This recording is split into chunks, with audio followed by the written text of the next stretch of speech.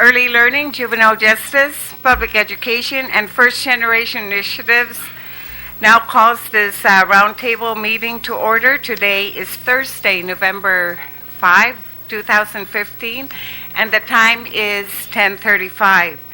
On our agenda this morning is the U.S. Department of Education providing us an update on the progress of the Guam Department of Education relative to its high-risk status. Notices for this public hearing were disseminated via hand delivery and email to all centers and all main media broadcasting outlets on October 28, 2015 to meet the 5-day notice, and again on November 3, 2015 for the 48-hour notice. I would like to first acknowledge my colleagues who are here. To my right, we have Vice Speaker Cruz. Thank you very much for being here. And to my left, we have the minority leader, Senator Tony Ada. I tend to say majority, I don't know it. And then we have Senator Thomas Morrison. Thank you so much, colleagues, for being here. And I would like to welcome, of course, our Superintendent of Education, John Fernandez, and we do have the Chairman of the Board, Peter Alexis-Ada. We have Lou San Nicolas is the Vice Chair, and we have Dr. Cruz, Jose Cruz, member of the Board. We also have with the Superintendent Taling Taitano, who is the Deputy Superintendent. And of course, we want to welcome our guests. And we have Christine Jackson with the U.S. Department of Education. We have Mark Robinson. And we just saw Mr. Chargleff had just walked in. Please come join us, Mr. Chargleff, who is also a member of the board, the Guam Education Board.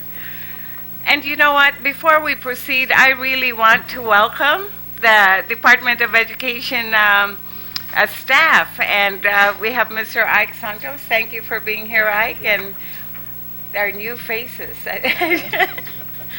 Welcome. Thank you so much for all that all of you have done to move the department forward.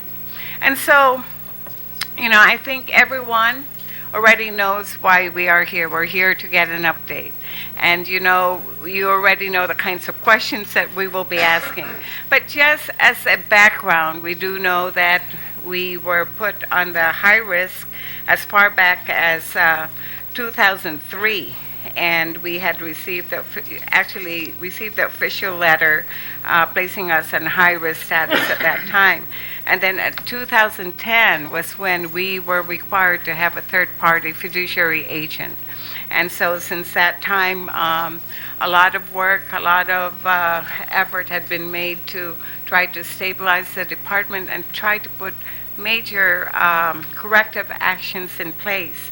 And so without further ado, what I would like to do is just to turn this over to you so that my colleagues and I would have an opportunity to then ask the kinds of questions that's really important, not only to us, but to the people of Guam. Thank you very much for being here. Thank you. And I would love to thank you. And thank you for allowing us to come before you. We wanted to make sure that in this visit, we kind of presented the same message to everyone, all of the stakeholders. And our objective is really to make sure that we're all on the same page. So at the end of our visit, there are no miscommunications, no misinterpretations about where GDOE stands from our perspective. As you indicated, we've been coming out to Guam since 2004. So right after the high-risk designation was issued, we engaged here, and actually we were coming out twice a year. The purpose of those visits was really to just give an understanding of where things stood at that time and where they had to go in order for the high-risk designation to be removed. Subsequent to that initial visit, the question was always, when will we get the high-risk designation removed? What was put into place were several corrective action plans. And in the process of doing that, you had a lot of turnover at the top. So even your OPA at that time kind of termed it as a revolving door. And because of that kind of turnover in leadership, we really feel there was not an ability for the corrective action plan to take hold and really be implemented properly. So we had a lot of iterations of corrective actions. Some of the things that were supposed to be implemented were only short-term, short-lived. So now we're at a place where we do have a third-party fiduciary here, and with the third party in place, GDOE is actually able to receive its funds from the federal government without any restrictions beyond the special conditions which were placed on their grants from the beginning. As you know, if you've been involved with the GDOE process for any period of time, there was a time when we restricted drawdown on grants, where there was no money flowing or was not a lot of money flowing, because we had to make sure that the safeguards were put into place. So once the third party was here, that was the mechanism to oversee the federal education dollars. Now, the issue is at the time that the initial contract with the third party was approved, there was kind of, and I termed it as a gift from the federal government, where you had ARA stimulus funds that paid for the first 2 years of that contract.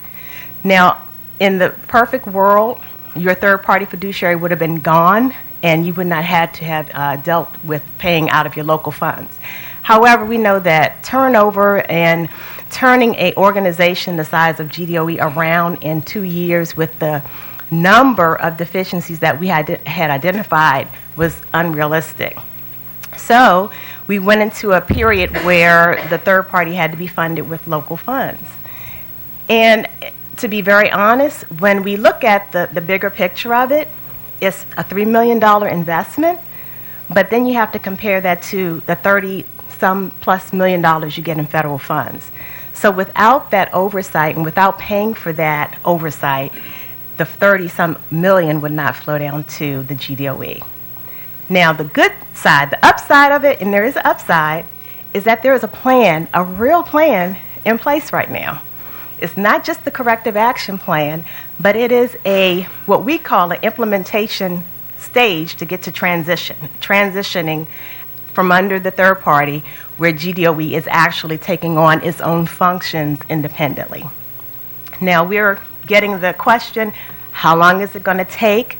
And really, we don't have that answer. It's really a GDOE response, because it's going to take the organization with the momentum that it has right now continuing to move forward.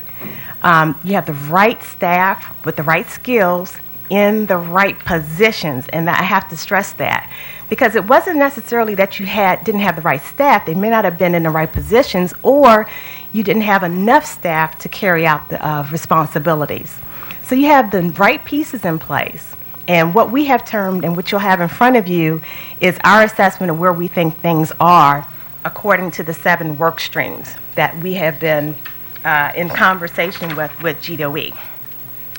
And if you look at the first page, these are the 7 major areas or major initiatives that we feel, if they are totally functioning and functioning with all GDOE staff doing this independently, then the third-party fiduciary will no longer be necessary. So you see and this isn't in any order of importance. We just have laid it out 1 through 7. So you'll see things such as your financial management improvement system, which again was funded by federal dollars through the stimulus money. So that was a major piece for the high-risk designation as well, is a lack of a financial management system. So that's in place. Internal controls. You just can't have SOPs and procedures that are in writing and not fully implemented by everyone. So that's another piece. Indirect costs. There's been a period where indirect costs were not actually applied for in a timely manner. So now that's being kind of taken over with the oversight of the fiduciary by GDOE staff. Procurement, that's a major area. That office is one that we have interviewed since we've been here, and we were very impressed with the response. Most of our questions that we asked were answered in advance of us asking. They had a very detailed way of doing things, SOPs that are constantly being trained, their staff are being trained on, and it's a process that we see they are owning. It's not just a matter of someone telling them they have to do this. Everyone is taking ownership of it. So if you turn to the next page, which is our graphic, this is a high-level view of what we feel are the 5 steps of implementation towards transition. We've had a lot of discussion about a transition plan, which the superintendent and you, as well as Senator Underwood, came to D.C. and we discussed. But we also started thinking we don't want to mislead people to think that this is a point where we're about to flip the switch and turn everything over to GDOE. That's not realistic. There are building blocks that lead to that ultimate transition stage. Right now, if you look at it, there's a ground zero level, foundational, infrastructure needs assessment is step 2. You have a burn-in and adoption period, step 3. Assessment and validation, which is really your internal audit function. And at the very top is transition. That's when the flip the switch activity will happen where GDOE will actually be independent. So if you go to the very next page, this gives you an even more clearer picture of what we mean by what's happening at these various levels or what has already been completed. At ground zero, it's the special conditions, the third-party fiduciary contract. That's your foundation. And I've been saying this to the various stakeholders that we've met with. This isn't a triangle, it's a pyramid. So if you think of it as a base, this is the foundation on which everything else needs to be built upon. And it has to be stable. Infrastructure and needs assessment, implementation. You have a lot of SOPs that are now coming into being either developed, approved, and people are being trained on them across GDOE. You have a management improvement plan for internal controls. And so all of these things are pretty much at a point where they have been completed. But then the next stage, the very third stage, is burn-in and adoption, which one function, property management, we feel has actually gotten to this stage of burn-in, where you have GDOE staff pretty much taking more ownership of this annual inventory management piece. Yes, the third party is still involved, but not as much. So that's a good example of something that's at a burn-in stage. But while we're here, as we're interviewing different offices, many more may actually, in reality, be closer to that stage. So this is our time to really make sure this is accurate in our assessment. So as you see to the left, it says as is, as of November 3rd. So that is our time that we're here this week to see if this is a reality. This is a reality check for us. Now, along the side, you'll see measurable progress. We speak with GDOE's leadership every 2 weeks, faithfully. I don't think we've missed a conference call. But this is to give us an update on where things actually are and what the challenges are that they're experiencing. And it's a time for them to kind of let us, know what's happening and a reality check for their challenges. Now, if you turn to the very last page, this is what I would consider, if you have looked at the Wizard of Oz or the Wiz or whatever, this is meeting Oz. You're at Oz right in here. Everything in green means it's being done by GDOE, independent of a third-party fiduciary. That means at this point, the superintendent will contact us and say, I'm ready to have our high-risk designation reconsidered. I'm ready for you, OIG, GAO, bring everybody here to validate that we no longer need a third-party fiduciary overseeing any of our functions. We can do this on our own. At that point, that's your to-be future state because there's no set date. We cannot set that date. GDOE has a goal for what they would like to see as a date. But I just caution you, because I've been in this for 11 years, don't just rush it. This is the time to actually take the time to make sure things are set. It's almost like pouring concrete, cement. If it's not set and you start walking on it, it's not going to be pretty. Let it settle. These SOPs need to be implemented properly, thoroughly. Make sure that they're working, amend them, redo them, because otherwise we'll be back at this stage all over again. And we don't want counterproduction at this point. You've invested too much of your local money at this point to have to continue with a third party unnecessarily because you've rushed to try to get rid of them. Make sure everything is in place. When we are called to, and Mark and I will be just two of the people to come and validate. At that point is, I'm ready. We don't want a false call, because we've had, instances where entities say we're ready. We gather all the troops and they're not ready, and then when you come back again, then there's even more scrutiny. So I just have to say the momentum is already here.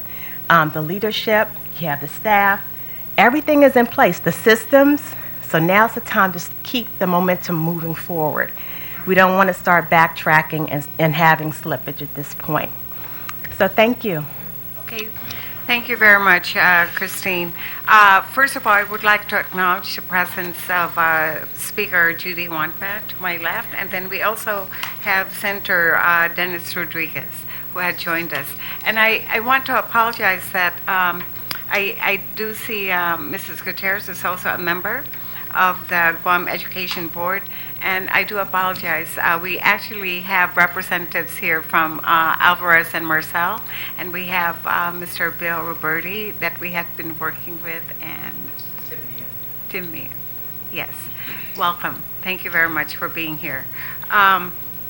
Christine, thank you for providing us an overview and these visual goals that we and ways, for us to interpret the progress that DOE is making. And I think we can all agree, based on the reports and the meetings that I've had with the superintendent, because we do meet regularly, of the momentum is there for our the department has a momentum at this point of implementing the corrective action plan.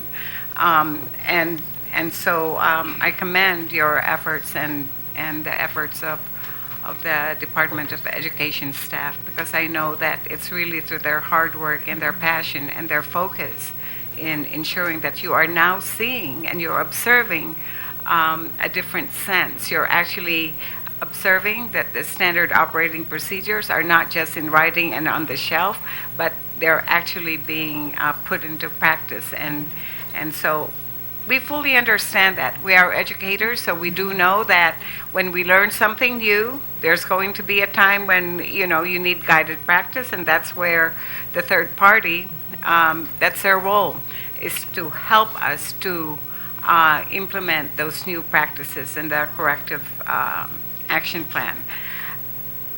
My burning question is this.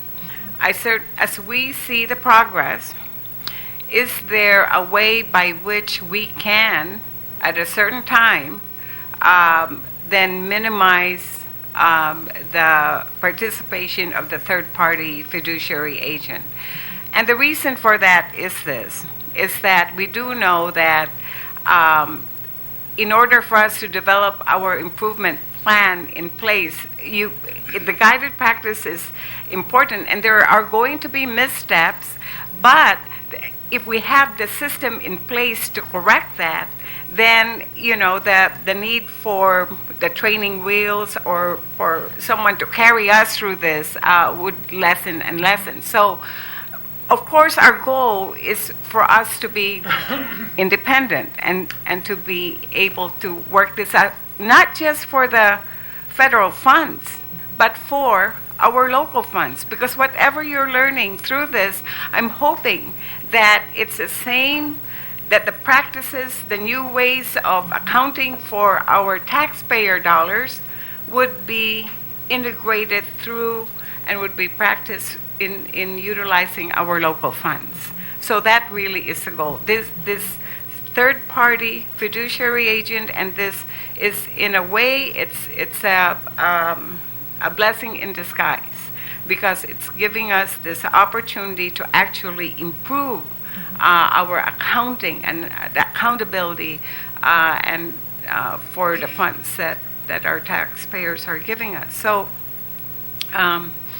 so will there be a point? Is there a way, or is the goal here just to say, okay, we've reached this point, so we no longer need you, but is there a way by which we can have a plan where we would gradually, so we might be utilizing them $3 million a year. I'm thinking about taxpayer dollars, but somewhere down the line we can say, okay, we probably just need them 50% of the time. So is that part of the possibility as we work towards meeting the goals? Okay. Yes, it's on. I think it's on. Yeah. Yes, Senator. The approach is that when we get to the point of transition, it's not just one big shot where all 7 work streams are viewed as being completed. The hope is that as we begin to implement each one of the work streams, that we can begin to transition each one back to GDOE. So, for example, what you see now in the case of the property management is that they've reached the 3rd level of this 5-step plan. We would anticipate that that would be probably the first work stream that would be transitioned back in fairly soon. And so subsequent work streams would follow a similar approach. The challenge is that not all work streams are equal, and so the level of effort and the amount of effort to complete a work stream isn't necessarily equal in each case. So property management is one that's well known. It's an issue, one of the first issues, in fact, if not the first issue that drew the attention of the U.S. Department of Education Inspector General's office, where they could, in essence, not track assets purchased with federal funds at the various locations. So that one has a lot more history behind it, and there's been a lot more effort put into that. And it's one of those that's probably pretty straightforward in terms of being able to track the inventory. So that one is one that we anticipate would transition fairly quickly. If you look at the financial management improvement system, that might take quite a bit longer because there's so many other moving parts in that, including accounts payable, accounts receivable, payroll type functions, and so forth. So that one may take a bit longer. In fact, what we sort of anticipate is that as you go through the various work streams, that there will be those that move along fairly quickly, quote unquote, and they will be the initial ones that will transition. There'll be, and then eventually you'll get to the point where there'll be some that may take a lot longer.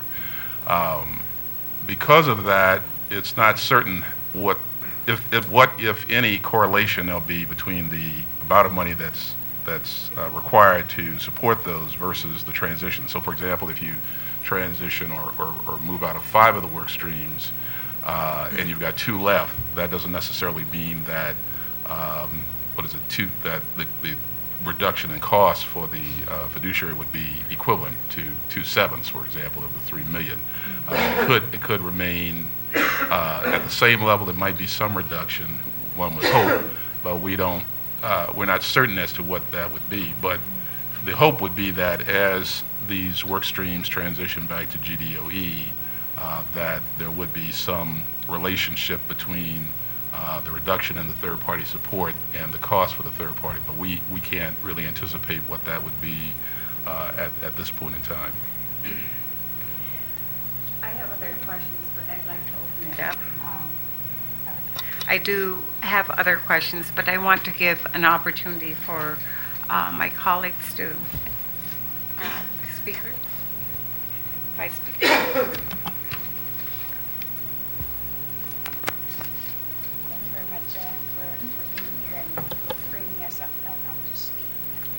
I'm glad you brought that question up. I mean, the answer basically, because as we look at these 5 areas, of course, that you're working on, and that we wanted to make sure that it's comparable to, of course, the amount, because $3 million of our local funds is a lot of money.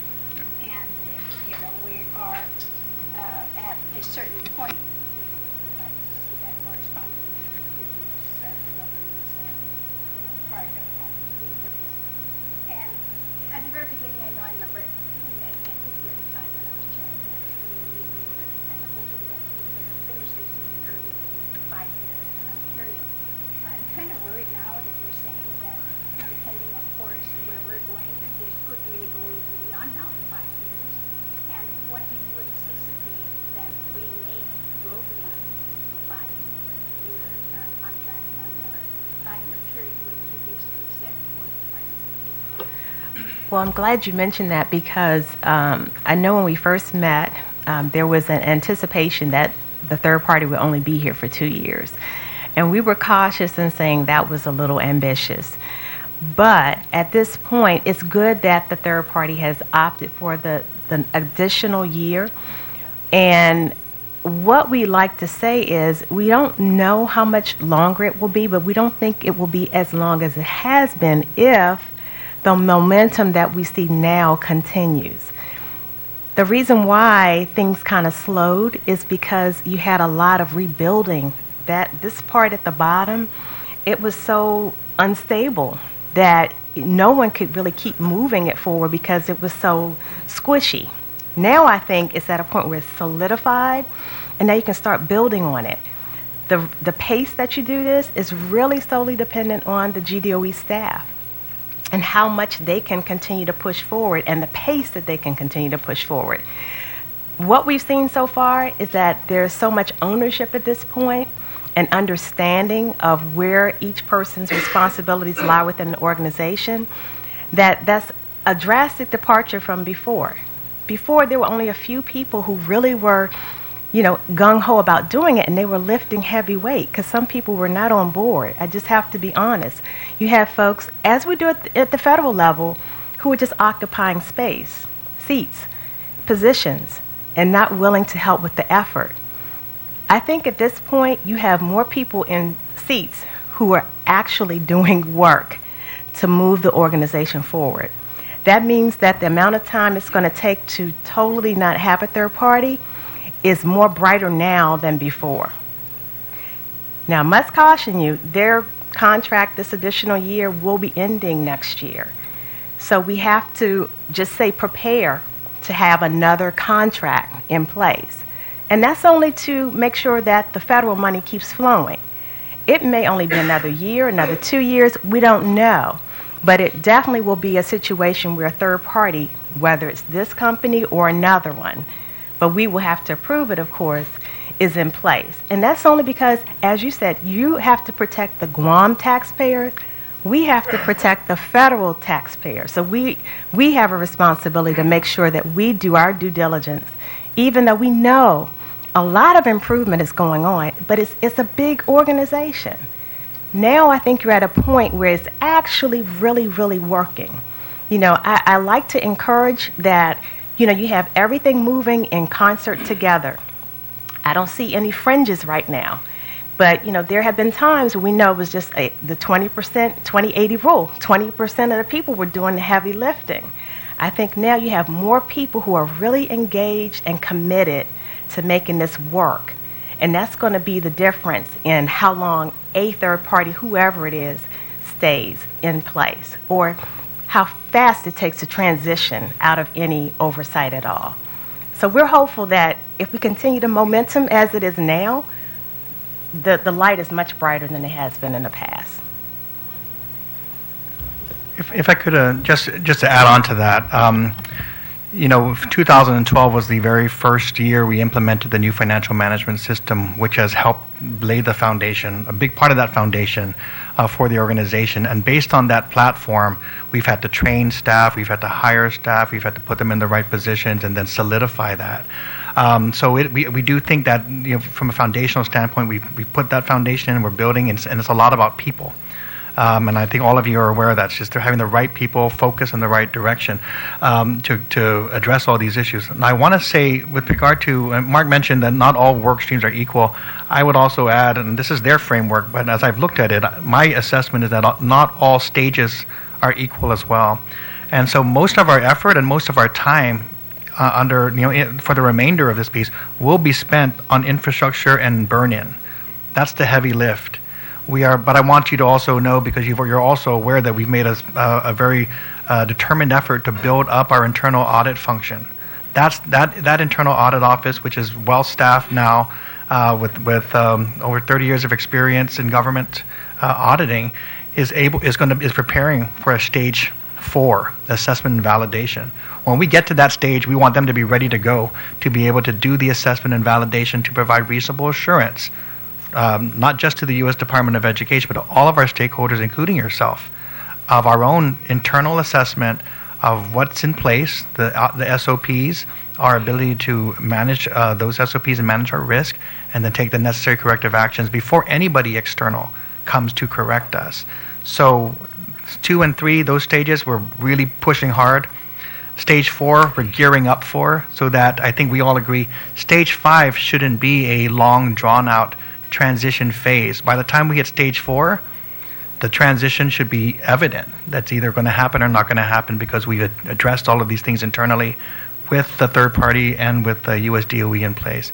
And our plan is to, and this is the discussion we've had, it wasn't clear, I would say 2 years ago, not during their last visit, but during the last year and a half, we've said, is this an all or nothing deal? Do we have to be all off of high risk or all out of these special conditions, or can we phase it? Because as we started to focus on the 7 areas, we realized, wait, we've made a lot of progress in this one area, and maybe in this other area we're going to take more time. So can we take those areas where we've made the most progress, focus on getting them to the end point, and then having them kind of removed from this list, and so we can then focus our corrective efforts in the other areas. So that's the discussion we've had, and I think that over the last year we've come to an understanding that there is that possibility. Ultimately, it's the GDOE's responsibility to determine when to pull that trigger. It's in our special conditions. So there is a legal mechanism in those special conditions that says, when you're ready, pull the trigger and ask formally for reconsideration. But as we've said, we want to be ready to do that, so that we have a good first experience getting that reconsideration, getting a favorable response, then use that to model the rest of our transition efforts in the other areas. So that's our plan.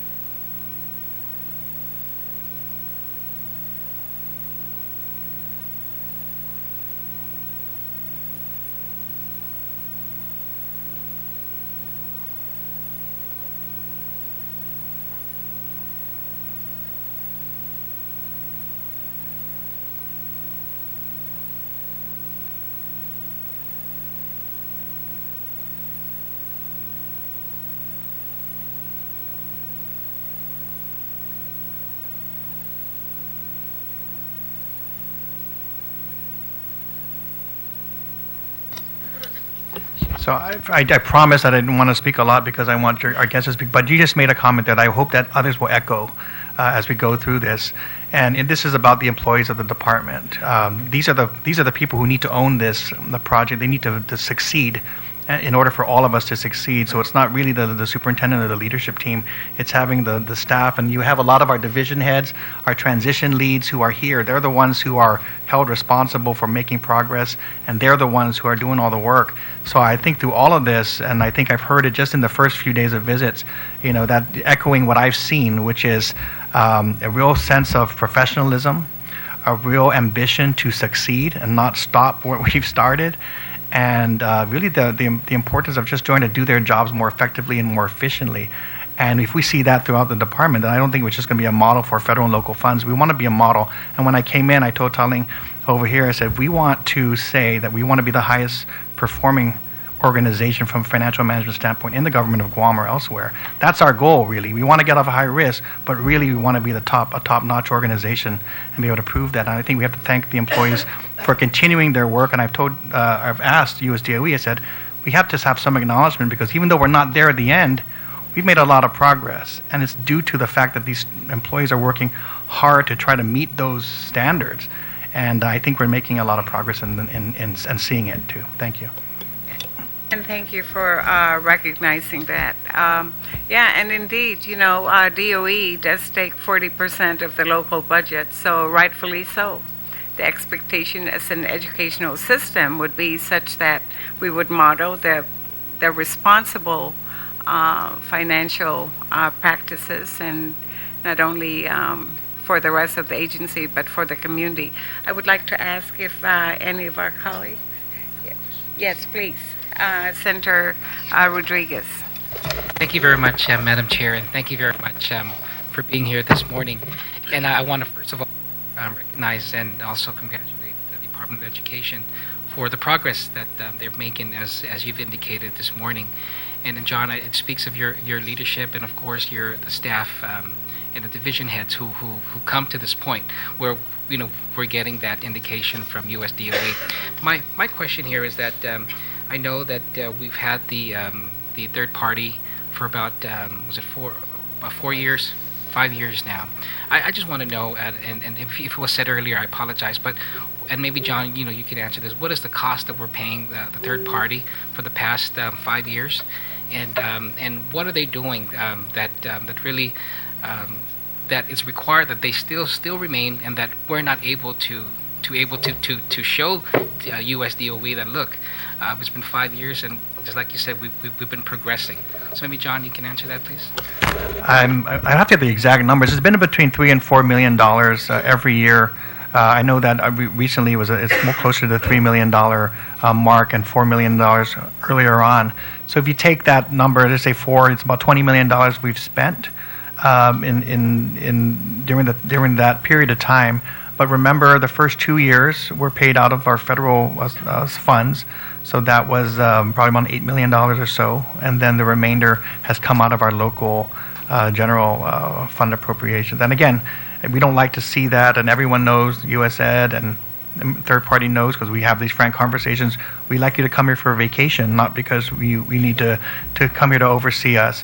But at the same time, we know that this investment of the $3 million is required for us to access the U.S. Department of Education federal funds for our kids, and those supplement a lot of our programs and efforts. So again, we're not at where we want to be. We want to be out of this, and so the plan is to steadily move us in that direction.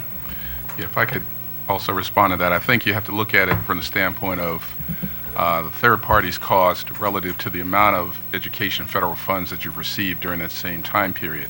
And keep in mind that also included the stimulus funds as well. So that was quite a significant emphasis on significant amount of funds that flowed in addition to the irregular grant funds. So I don't necessarily have the actual figure, but it's probably well into $100 million or more that was received during that time period relative to the cost for the requirement of a third-party fiduciary, such that if that was not in place, those funds would not have flown here or been received here. So you have to look at it really in terms of the requirement relative to the amount of money that was made available during that period. And I think you'll see that, on balance, it was there was quite a bit of money that flowed.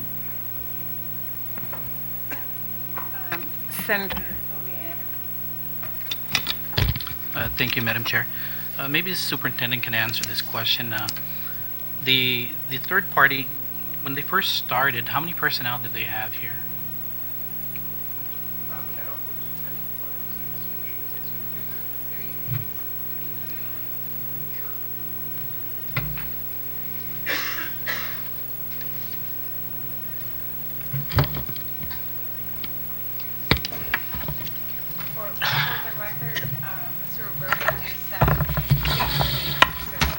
I'm William Roberti. I'm a managing director at Alvarez and Marcel. I'm also a retired Army colonel. I've been involved in this contract from the very beginning. We probably had somewhere between 10 and 11 people initially on this contract. Right now, on average, we've got full-time equivalents around 7, but there's about 9 people still involved, so it's sifted down. If you look at the numbers, through the middle of this year, you've spent about $16.6 million for a third party. Now, that doesn't include the last half, which is about $1.5 million. So when you add that up, you're at 17, you're about $18 million. The original 2 years of the contract accounted for about $8.2 million.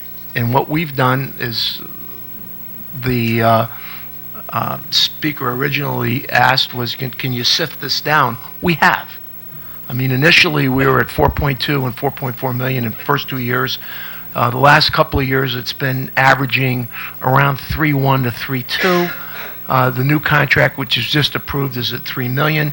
Now you also have to remember in those numbers, it's not just people. It includes expenses for people who obviously travel and live here. And it also includes systems expense. I mean, we pay for our own Tyler Munis expense under our contract. We have to, because we have to maintain an independent system.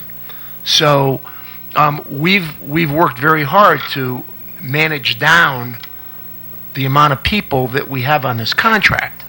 And I might add that in our staff of these 8 or 9 people that we talk about, myself, for example, I only bill 360 hours a year to this contract.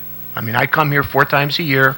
I'm available all the time at will, but I don't bill a lot of hours to this contract. Somebody like Mr. Meehan over there is full-time, and, he bills 1,800 hours a year. That's what we consider to be a full-time employee. I will also add that there are 3 locals that we've trained over the last 4 years that are on this team. And quite honestly, one of the pleasures I had in coming here this trip was to promote the 3 of them.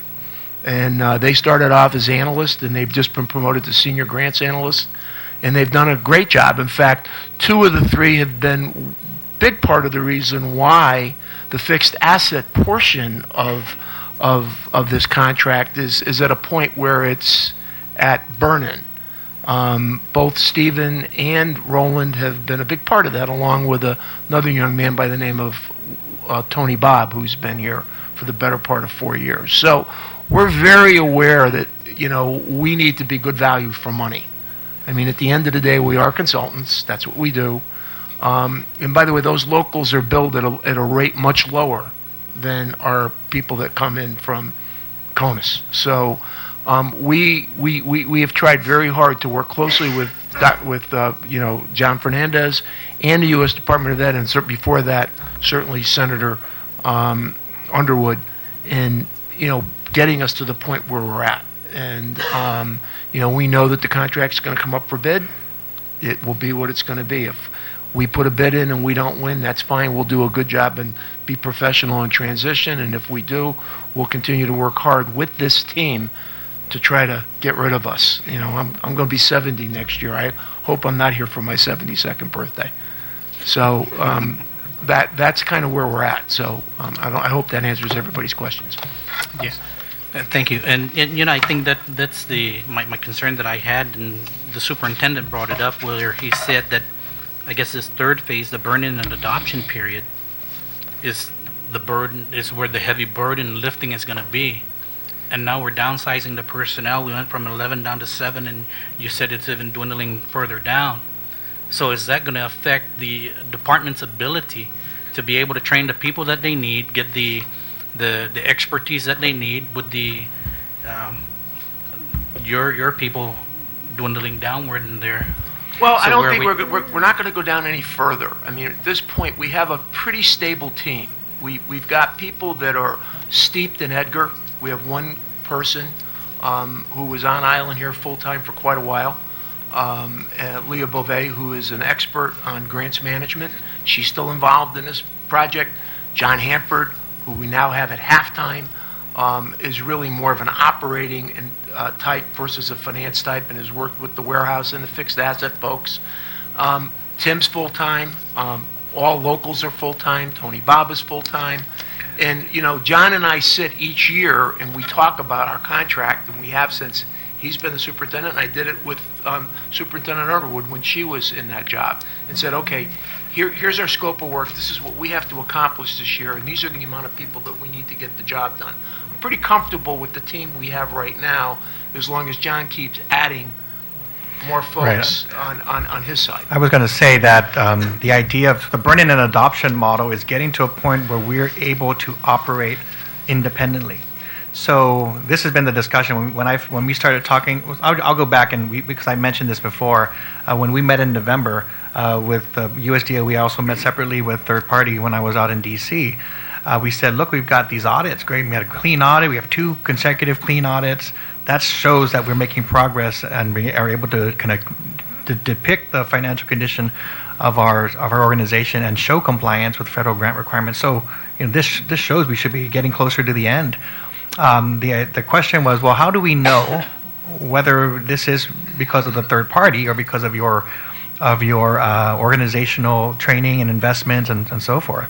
And so the reason we have a more detailed transition plan is because our focus is on that burn-in and adoption model. We have to make sure we have the people in place. So if we pull the third party out, do we have enough people to take over those responsibilities? Are they trained? So property management is exact. We had to hire our property control officers because we need someone to get trained and do the inventory. Now, right now, during this past inventory, they worked hand in hand, side by side with a third party. Here's the schedule. Here's how we're going to do it. Here's how we're going to reconcile. Now, next year, property management is actually poised to take over from the start to the finish and lead that effort. Third party will be a monitor. So they're here, but they're shifting responsibilities. We want to pull them into a monitoring position as much as possible. I mean, to support us, help us design, but help us move into a leadership positions so that we can continue to show that we can sustain these activities on our own and to test whether we have the people in place and they're trained to do what needs to be done. So that's what I think USDOE's referred to this as training wheels, where we are riding the bike. We want the support of the third party, but at some point we will be able to demonstrate, take those training wheels off, and we're ready to go. So I think that's where it is. We don't expect them to increase their presence. It's maybe shifting some of the focus of their efforts more on capacity building rather than they are the fiduciaries, that's their core responsibility, but helping us build the capacity from a human capital standpoint. So it's our people who are able to take over. And one of the matching, that jigsaw puzzle that gets talked about, my question my jigsaw puzzle is, once we get to that end point, if you pulled the third-party fiduciary out, what are they involved in now that we would have to take over? Where would those functions lie in the organization? Is it going to be in federal programs, in finance, business, accounting, property management, in our audit office? Making sure that those divisions are prepared and ready to look at that plan and how they are going to be able to absorb those functions so that when we get to that point, it's smooth. We pull them out and all of a sudden there's a gap we didn't address. So that's how I envision our relationship with a third party. Now, the only other aspect to it is, if property management is working, we've shown during this coming cycle we can do this on our own, USDOE agrees, then we'll still have the third party on board, but maybe they won't have to focus on property management so much because we've demonstrated and we have the internal controls to keep that progress going. Now they can focus on an area that we need additional help to really accelerate those improvements. So then DOE is working on cross-training individuals to ensure that the department doesn't fall back into this state Yes. where one individual has all the knowledge, and then when that individual retires or resigns, everybody else is at a loss. And you're focusing on exactly the right thing, which is how do we build capacity, Right. which means not just to put the people in charge, but to build the staff, to be thinking about succession in the case we lose people. I think the biggest part of it is and I'll say this for all of you who've been a part of the department. When I first came, it was very difficult to recruit people to want to come into the Department of Education because, number one, you're coming in, you know you have a lot more work to do than you were if you were in a smaller agency, and you might not get paid much more money. You weren't sure what the leadership situation would be, so maybe next year it'd be a different direction. I think you can ask anybody in the department, how does it feel to be a part of this department? I think you'll see more pride. I think you'll see more of a sense of direction that they're saying, okay, we at least can sustain this. You tell us go this way one year, we're going that way the second year too. And now they're taking ownership of all the things that we've said, these are expected of you. Now they're saying, this is our work. And as a department, that's what I rely on for success, is that our employees are showing that we're all one department. We own this problem of ours, and we're going to fix it ourselves, and we know that we're getting close. So I want to see them continue to be supported in that direction. They are going to be talking to USDOE, having candid conversations. They had it last summer. They're having it this time. When they say, hey, we know we have some real issues we need to correct, tell us, tell them, tell whoever you want, tell internal audit. We just launched a hotline. Tell whoever needs to so we can fix it and address it. But the point is, we don't want to go back. We want to go forward.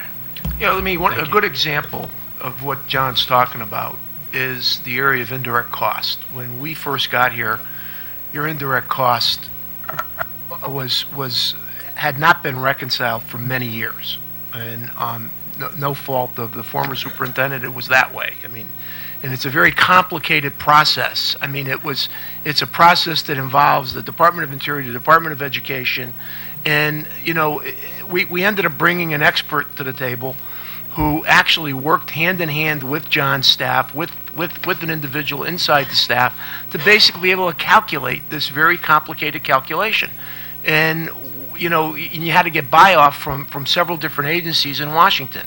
We're now at a point where we're up to date, and we also have somebody inside the system who's capable of doing that on their own. That was not capable. That wasn't something that could have been done 3 or 4 years ago.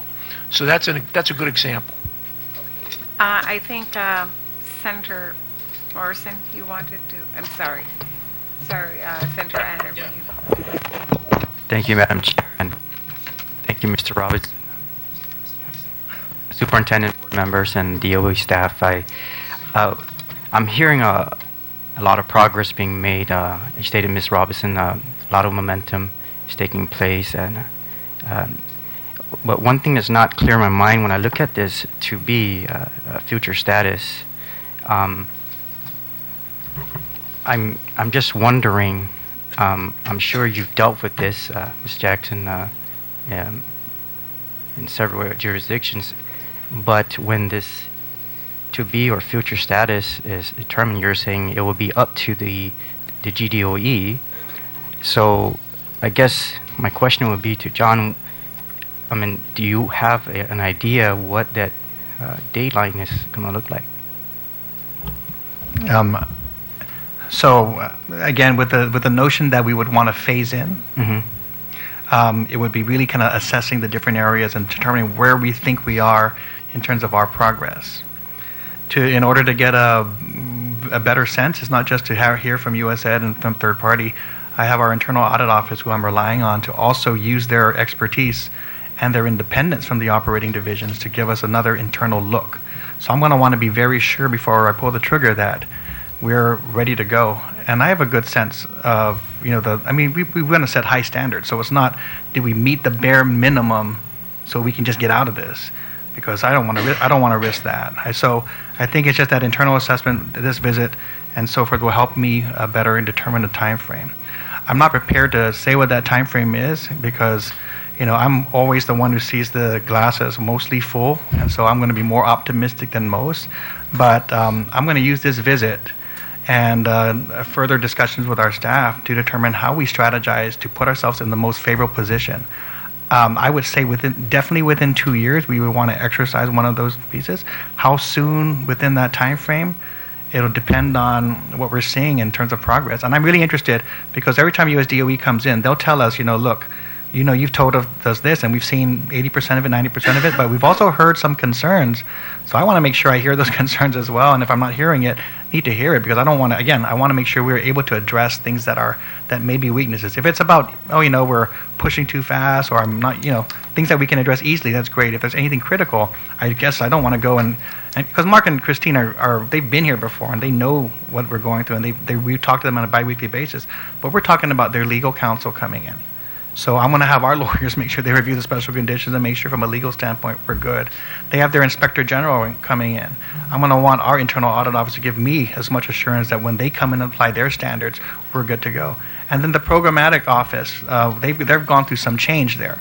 So there's new leadership in the staff who give us our consolidated grant funds and other funding. So I'm going to want to make sure we touch base with them and ensure we want to know what they're looking for, so that I'm not caught by surprise. But definitely, like for instance, property management is something we agree on. It could be something that we want to, prime up and to get ready to go. When that date is I hope it's soon, but not prepared to say exactly when. It just seems that we're better off than we were last year for sure. And again, probably one more cycle of inventory with us in the lead will give us a better read. And then hopefully shortly thereafter we can execute that request. And by the time we execute that request, all that due diligence that we need to do will be done. Meaning I'm not going to go to Christine and Mark and say, we're ready to make this request. What do we do now? All that stuff about how to do it, we'll discuss beforehand. It's really determining what area they need to come look at. Are we assured? Because that one area is going to be the model for the rest of the areas. So if I go do property management, they come back and say you're not ready, that's going to set us back in terms of our assessment of the other areas. But if we think we're good on property management, they think we're good, they say fine, we're going to relax those conditions for that area and now focus on the rest. At least we've done we've modeled one improvement. Now we can just apply that and accelerate, hopefully, the improvements in the other areas. I'd just like to also add to that, too, that there's a inherent risk of forcing this issue before it's time. This is not the first situation where we've had a third-party fiduciary in an insular area. We've had a third-party fiduciary in the U.S. Virgin Islands since 2006. They've passed their 9th year having a fiduciary, and they're still working towards trying to get to the infrastructure phase. So it varies in different places. But to John's point, the Virgin Islands, probably about 2 or 3 years ago, wanted to basically be reconsidered to have the conditions removed, but they weren't ready. So we had a team that went in to look at the situation there, and it was determined that they were not ready.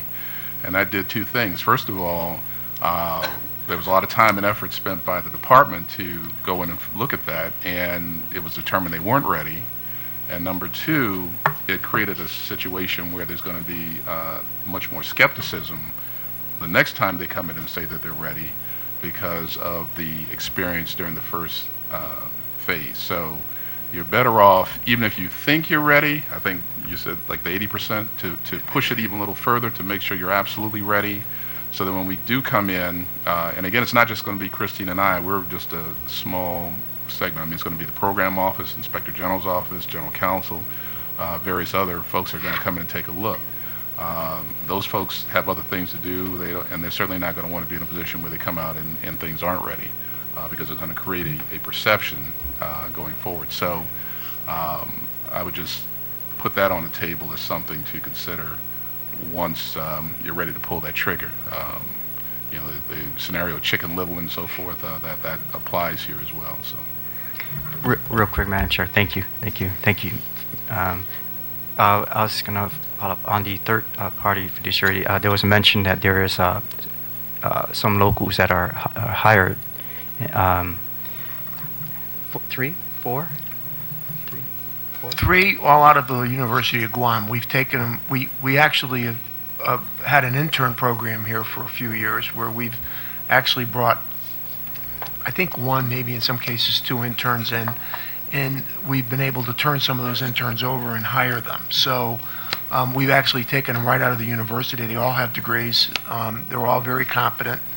and they've all been trained by us and have worked with us. I think Amber Castro has been with us at least 4 years, I think, and the other two are, I think one's 2 and the other one's 3 years. But there are 3 locals on our team, yes.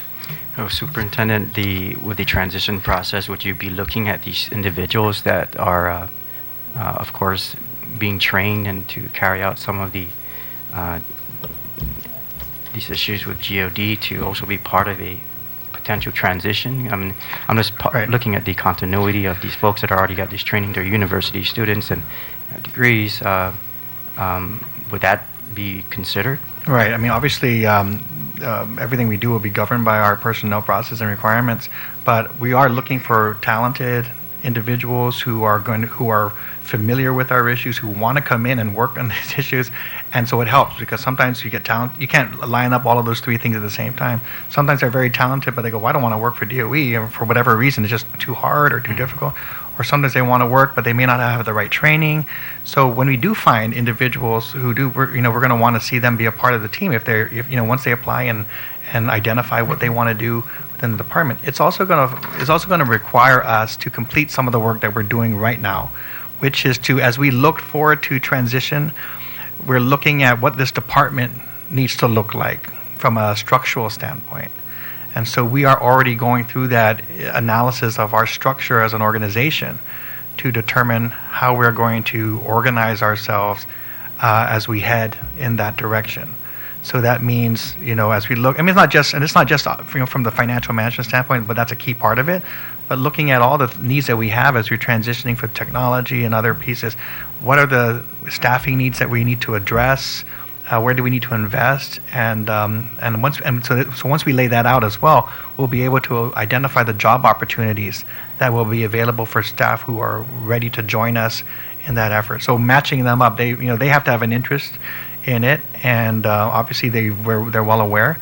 And we also have to have the right attractive positions for people like them to, whether they're at Alvarez or Marcel or anywhere else in the community, to want to come and join our effort. And so we're actually going through that process right now, and hopefully our plans to complete that organizational look by December.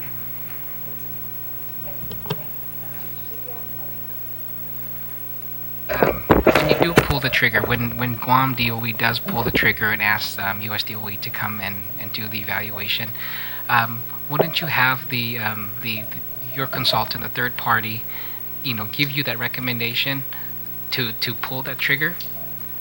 Is that what it's going to take? The way I look at that responsibility is that it falls to the Department of Education. So we will look at anyone's recommendation, but I have to be, if it's my trigger to pull, I have to be assured. No, sure. And so I will definitely. So I think what we're doing right now is, we've laid out. I recognize, because USDOE can't make that recommendation as the regulatory agency. They're in the position to kind of come in and examine it objectively once we get to that point. Third party, their role is fiduciary, and we've asked them to help us build capacity. What we've done is we've laid out and we've shared what we call the transition plan or implementation plan. It lays out the 7 key areas, what the activities are, objectives and milestones, lays out a time frame. We're working on that together. And by the time we reach the end of that blue line, we're going to be, these are all in Gantt charts. So there are blue lines that go from, into 2016, showing these are when we expect that to be complete. The conversation we're having now is what does that mean for the organization? I'm happy I haven't asked them for their recommendation. I've said, let's accomplish what we set out to accomplish. My read on this is that we get through this and we accomplish this successfully. I think we're getting close to ready. Now, USDOE's response was, it's not just completing activities, it's can you sustain it? And so I want to be able to demonstrate that we can sustain it. So there is a limited scope of work that third party does. They're only here to kind of be the fiduciary. They've done some capacity building. A lot of the responsibility is for us to also address. So can we get the resources, the right people in place, the right organizational chart in place to facilitate that? That's our work. And then have some of the guidance from USDOE about where they see our progress in terms of special conditions. Ultimately, at the end of the day, it's going to be a hard decision that has to be done taking all this into account. So we definitely will say, third party, what is your read on this, USDOE, but ultimately it's almost you've got to assess your risk and say we're not sure what the outcome is going to be, but we can, I have to be willing to place my bet, and that we're ready to go. The board, now someone mentioned the board's role in all of this and the history and federal funds involvement and so forth. Ultimately, even though we understand this, that we have a current structure in place, and we're working to address that structure, and that ultimately puts me in the key seat to make some of those key calls. We have made sure, especially over the past year and a half, that we think we're in a place where we want the board to be very aware of what's happening, brief them on the transition plan, getting input into the resources needed. So every budget cycle talking about what high risk means, and because we want to see all these positions filled in the schools, but there are some investments we need to make in the central office to address these high risk concerns, and then talking about organizational structure and all these things. So the board has also already playing a role as well in giving us input about how to, to pull that trigger. So it's really going to be all of us, hopefully working together and hopefully being updated on a regular basis. This has just been an excellent opportunity for us to get USDOE's on the ground read on the situation. Every 2 weeks we talk about progress, but really for them to come and say it's either happening or it's not happening, it's very important to me and a key piece of that decision-making matrix. So just a comment, and I think, and I appreciate again USDOE here, being here at this point in time. But it was mentioned throughout this conversation this morning about perhaps the false start, and you referenced Virgin Islands, who had that false start, right? And my point is that with the third party, and I know what their roles are, and my only my comment there is that with the resources that on the investments that we've made, is that I'm hoping that their recommendation when you do pull that trigger, and I know that's going to be on you on DOE, is that that they're saying, okay, you guys, we've done this, you guys are ready. So that's all I wanted to. Well, they've been, again, we focus a lot of our effort on this plan that we have now. Now, we do have the corrective action plan, and you've seen that, which is a list of the things that we need to address. This plan that I've called a transition plan is my plan to get out of the situation. Really just took those basic elements and broke them down into key areas that are distinguishable and differentiable, and then put in place time frames and activities, key milestones. So it's much more specific, much more targeted, and more time sensitive. And we didn't have that before. It was, we want to complete this, but I said, let's set some deadlines for ourselves. And we said, let's get the third party's input.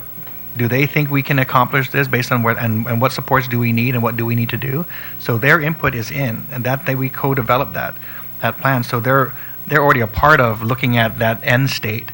And then having USDOE, we briefed them on this as well before we started to operate and to implement and we're using this time sensitive framework to manage our biweekly calls.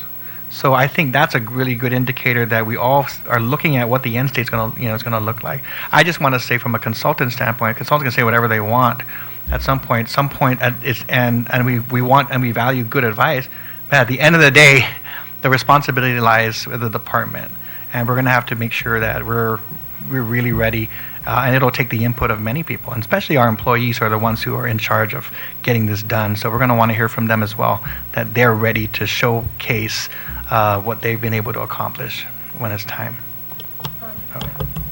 One good point to kind of highlight is the fact that with their internal audit office, we've seen that office transition majorly.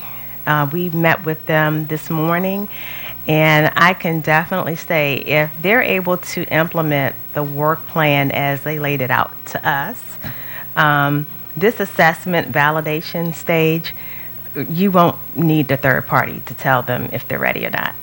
They will already have confirmation from within, and that is their role, to catch anything deficiencies, validate that all these SOPs and everything are working, give feedback, and go back and correct things. So by the time they get to this point and they're saying we're ready to transition, they should already have, and I would consider them the barometer for the superintendent to say it's time. You can confirm it, run it by the third party, but it's their own internal audit function, validation, pretty much mechanism that's going to say it's time to pull the trigger and ask for reconsideration. So that's a big deal, to have that function inside the department that can give you that kind of feedback.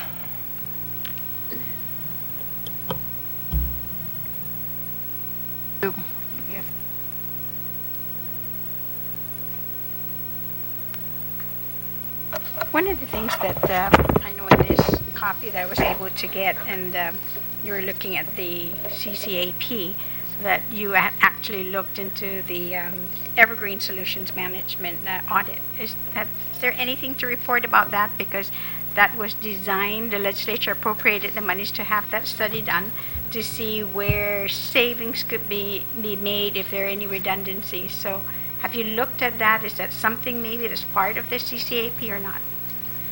To be very honest, when the third party first came on board, that was one of the documents that they reviewed to figure out where they could help GDOE address some of the major issues and priority areas. So even though they don't refer to the Evergreen audit, I'm glad you mentioned it because I heard it kind of mentioned earlier in a previous meeting, those issues are kind of embedded in what we're seeing now.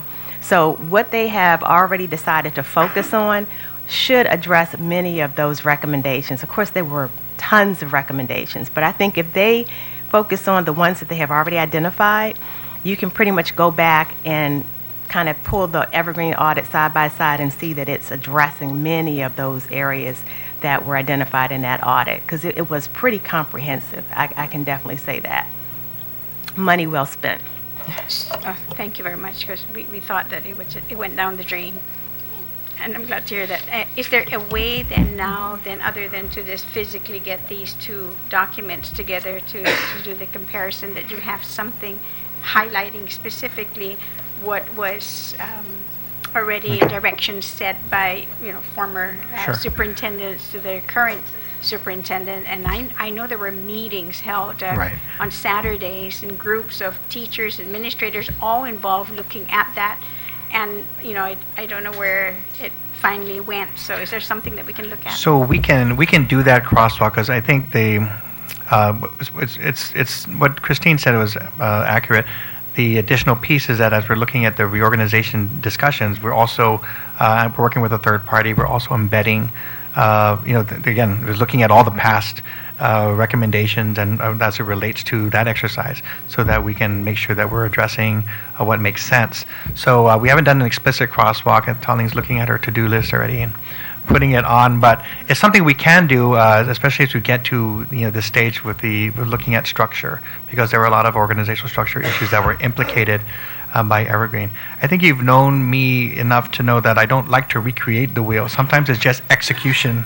It's execution of the things that we thought were good ideas. We just now need to carry them on, and we've been able to do that by having an opportunity to plan and implement and get everybody on the same page. So we definitely have never asked to redo these studies. Let's look at what's real relevant.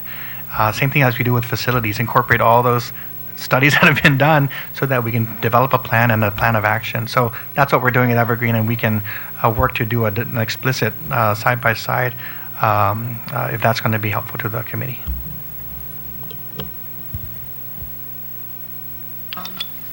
Vice Chair. Thank you, Madam Chair and members of the legislature, for giving us the opportunity to participate in this roundtable discussion. I just want to point out several things. Number one, the board recognizes the importance of the stability of leadership. We know what could happen, what may happen when there's a change.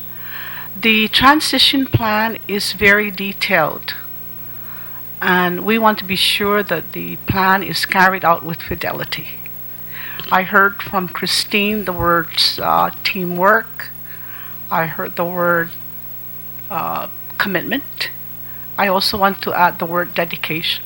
The staff is really to be commended, because they are just as passionate as we are to get the department out of the high-risk status. When we talk about the importance of the stability in leadership, that is also an accountability. As we look at the pyramid, we want to get to the top. And the way to get to the top is the monitoring of the implementation of the plan. And if there's a regression, we will be very saddened. And that goes to the accountability where the board would have to take very serious action on why we are regressing instead of progressing. Thank you very much. Thank you. Wow, we talked about a lot, but it's really good news, really good news. I recognize Vice Chair, the fine line that the board has to walk in ensuring that the policies are in place. A lot of these are policy issues, but majority of them are actually operational issues. But at the end of the day, we want to make sure that all of us are accountable for ensuring that we carry out the mission. I just have one more question. So when you're talking about the transition plan, and we have a contract, are there costs that are connected to certain deliverables or certain, what do you call this? I forgot. It's not timelines, but there are certain benchmarks, milestones. Are those connected to the contract? Are those, because when we were talking, you had noted earlier that there are certain things that would not cost as much. It may not require as much time. And so I'm just wondering about the nature of when you're talking about accountability for us to be able to monitor. I guess what I would say is that for this coming year, number one, to recognize that the central relationship between the department and third party is with regard to their fiduciary responsibilities. So until those fiduciary responsibilities are changed in any way, and that's due to the special conditions, they are basically required to oversee everything. Yes. Now, one of the discussions will be as we look to the future. Now, this is the we've entered the sixth option year and final year of this contract. We have to look at those issues and how we might construct something that would make sense based on where we are in our plans. Mm-hmm. But at this point, we're really, again, their core responsibility is the fiduciary responsibility, and in this contract, it's really reflecting their performance of those responsibilities as required by USD. Right. But again, we have another chapter we're going to have to look at. So it's not as if they're required to oversee the expenditures. Correct. That's their primary role. Their role here is not to hold your hand, really. That's the bottom line that I'm hearing here. The responsibility to get off the high risk rests solely with the department. This is not like, okay, we're hiring you to come hold our hand, but actually their primary responsibility is to make sure that we're spending the federal funds. So I just wanted to make that very clear, right? So again, that's a big task, but with that momentum, we are really hopeful, very proud to hear the report.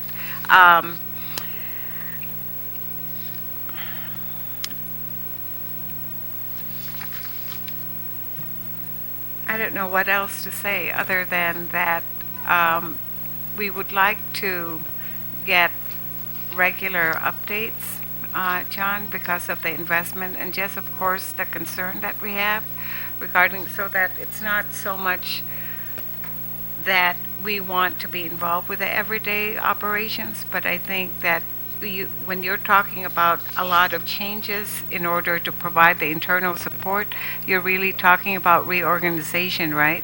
And so in order to provide the kind of support that is needed, sometimes that, it's just important to keep us abreast about where you are at with the transition plan on a regular basis. No, absolutely, we'll do so. We're about to enter our budget season with the board, so we'll be going through that exercise as well. And this particular piece of the pie is going to need to be discussed.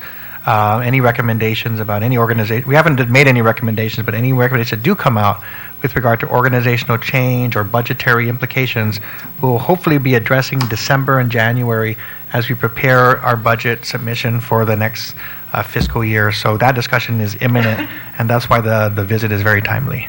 Okay. Right. Sure. Thank you, Madam Chair and members of the Guam Legislature. In line with the, and it's a policy issue regarding the finance of the department. Regarding the finance of the department, and I believe last year and in several of our board meetings, one of the questions that I've always asked both the superintendent and the deputy superintendent telling, make sure that we provide support, that the board provides support. What are those personnel that we need to support getting off high risk? And Tulling is always saying, you know what, we would like to provide support out to the schools, but then it is very critical also that we address the issues there. I would like to use the theme that Dr. Cruz normally uses, regla. I believe the superintendent and his management team, in concert with the board, we know what those issues are. What are we going to do with those? How do we respond to those issues with respect to the citations issued by USDOE? How do we execute this plan? The transition plan is in place. We are very, very excited about it, and in several of the work sessions, looking at the Gantt chart, where are we with this? Are we doing well? What do we need to facilitate progress? The APRETA to respond with urgency. Again, what is it that we need as a board? And I'm always asking those questions to the superintendent to provide that level of support. And the ABIBA to celebrate the progress, because yesterday when we received the information from USDOE, I said yesterday, let's just ABIBA. Let us celebrate the progress of the Department of Education, because I believe that the superintendent has done significantly well in trying to address many of these issues noted in the USDOE citations, and for that I'm very, very encouraged. Thank you so much. Thank you so much. Yes. Mrs. Gutierrez, thank you for those. Madam Chair and members of this legislature, Jesus Marcy for accommodating Chris and Mark this morning and the DOE team. As an old board member since way before, and Speaker, you and I, Senator Underwood, but the progress that I heard yesterday from Chris and Christine and Mark shows that we are moving ahead in the Department of Education under the leadership of Superintendent Fernandez and the staff back here. These are the people that are doing all the work, and I want to commend them publicly, because they have that deep in their heart, they want to move the department forward. And without them, and the leadership of Mr. Fernandez, it won't have happened. So I just want to make that to the staff, Jesus Masi, to all of you. Thank you.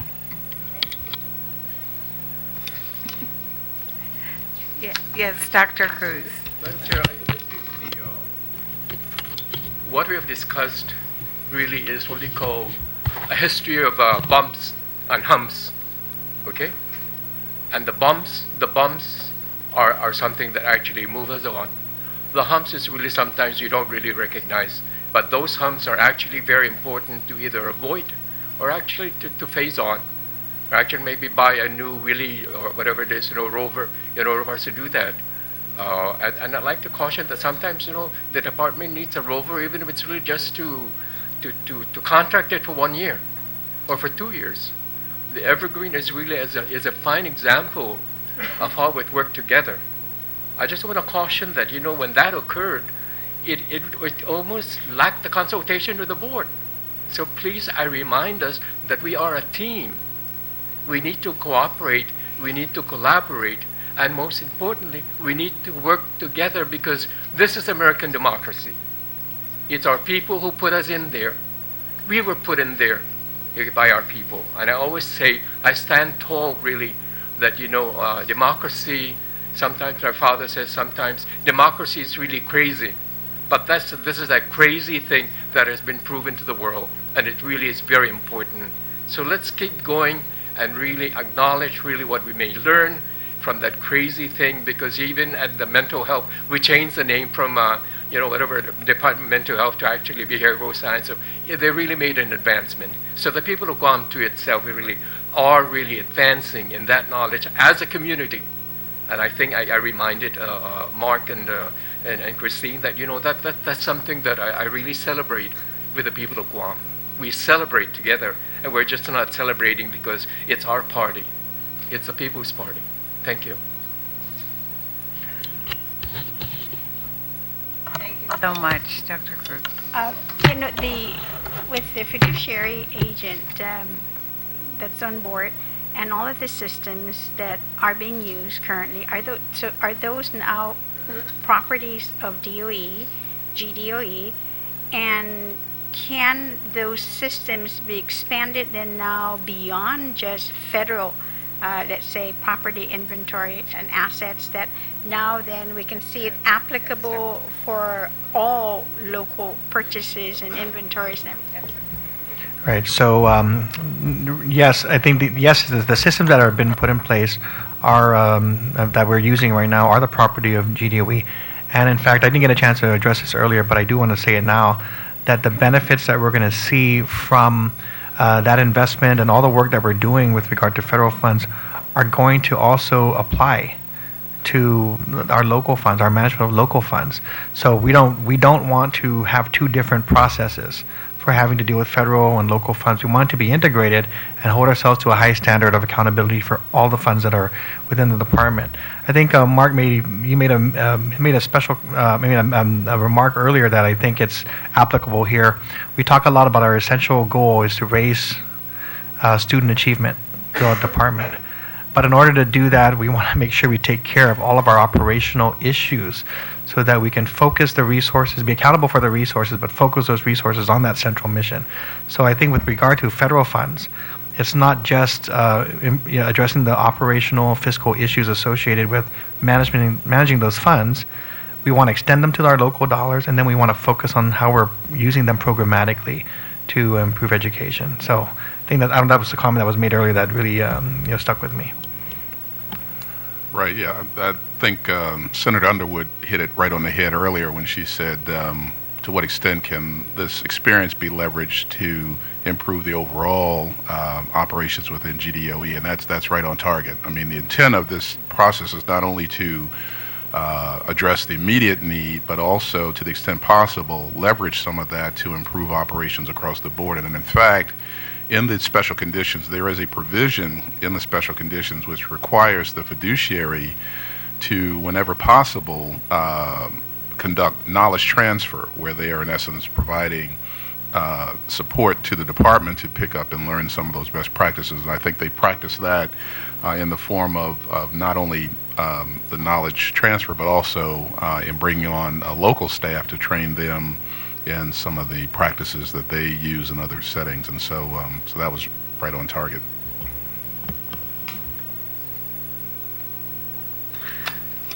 Thank you, everybody. Thank you for your presence and for all the information and the very dynamic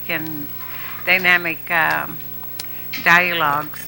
The roundtable meeting is now adjourned, and the time is 12:05. Thank you.